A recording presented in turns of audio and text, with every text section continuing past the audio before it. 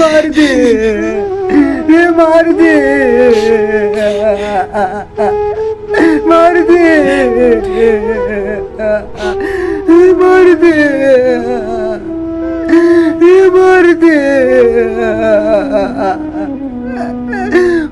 మారుతి.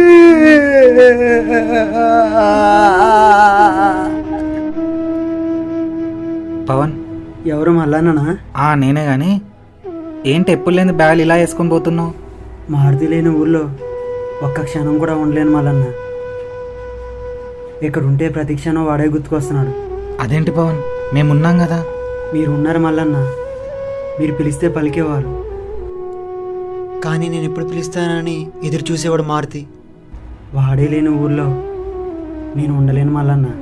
అయినా ఒక మనిషి చేసిన తప్పుని తప్పు అని చెప్తే అవతల మనిషిని చంపేసే జనాల మధ్య ఉండడం కంటే ఈ జనాలకి దూరంగా ఉండడమే మంచిది మల్లన్న. అది కాదురా, ఒకసారి ఆలోచించరా. ఆలోచించడానికి ఏమీ లేదు మల్లన్న. ఇదిగో ఇది తీసుకో. ఏంటి పవన్ ఇది? ఇదా మారుతి మాట ఆపరేషన్ కోసం దాచిన డబ్బు. ఇప్పుడు వాడే లేడు. ఈ డబ్బు నేనేం చేసుకుంటాను మల్లన్న. ఈ డబ్బు ఎవరికైనా పేదవాళ్ళకి ఇచ్చే మల్లన్న.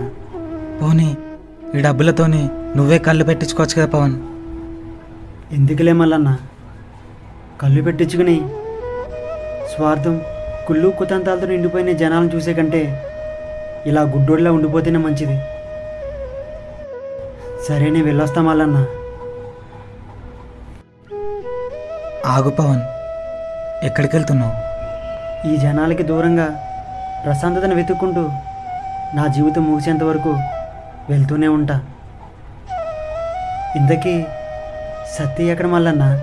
అసలు కనిపించట్లేదు. ఆ సాయిగాని చంపేంత వరకు నేను మీ ముందుకు రానురా. ఈ విషయం అది పవన్ గారికి తెలియనీకు. అది వాళ్ళ బంధువులకి ఆరోగ్యం బాగాలేదంటే ఊరికెళ్ళిండు. ఓ అవునా? సత్తికి ఈ విషయం తెలిస్తే తట్టుకుంటాడో లేదో. సరే మల్లన్న, నేను వెళ్ళొస్తా. సత్యని అడిగానని చెప్పు. సరే, జాగ్రత్త పవన్.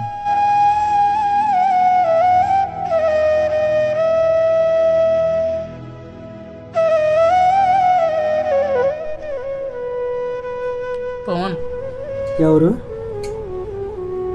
నేను బలరాముని. ఓ మీరా? ఏంటండి, మా మారుతి చనిపోయిన తర్వాత నేను ఎలా ఉన్నాను చూడడానికి వచ్చారా? అలా కనుక పవన్, మా అత్తయ్య చనిపోయిన రోజే మా తమ్ముడు కూడా యాక్సిడెంట్లో చనిపోయాడు.